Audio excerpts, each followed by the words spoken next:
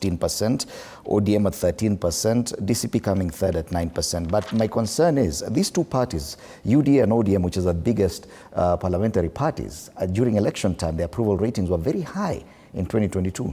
Should they be more concerned about the lower ratings, or should they still hold on to the fact that we're still the popular party, the most popular party? You know, Fred, I have a love-hate relationship with opinion polls, because you see the history and track record of opinion polling in Kenya, even though they are scientific, has been to such an extent that the outcome does not usually necessarily reflect, you see, the outcome in terms of the polling does not necessarily reflect the outcome in terms of the ballot. Mm-hmm. And that has been actually consistent for some time.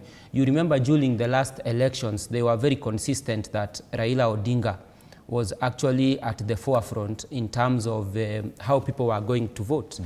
That is not exactly what happened, even though the race was very close. Mm-hmm. So I have sometimes I want to believe them, but with a pinch of salt.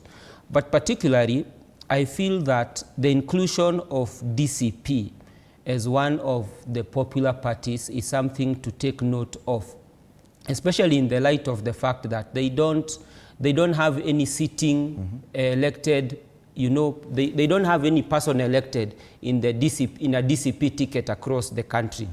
So when you find that, I think the party is how many years old? Mungai, how old is your party now? 3 months, man. It's 3 months, and you can see beyond UDA, ODM, they are number 3, and they are 3 months old.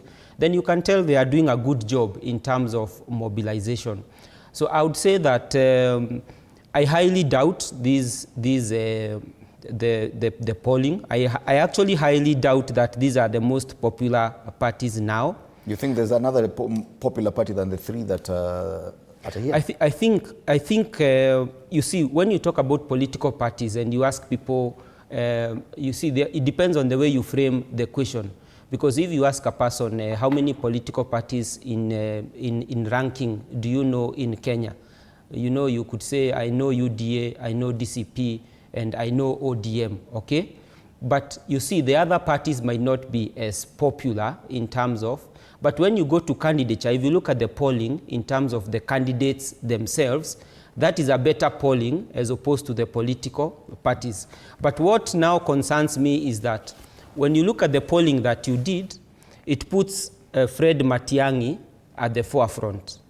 But when you look at the popularity of the parties, Matiang'i's perceived party, whichever, because we all don't know, sometimes he's the present day watermelon, sometimes he's in Jubilee, sometimes he's in that party from Kisiland, so it's not really clear.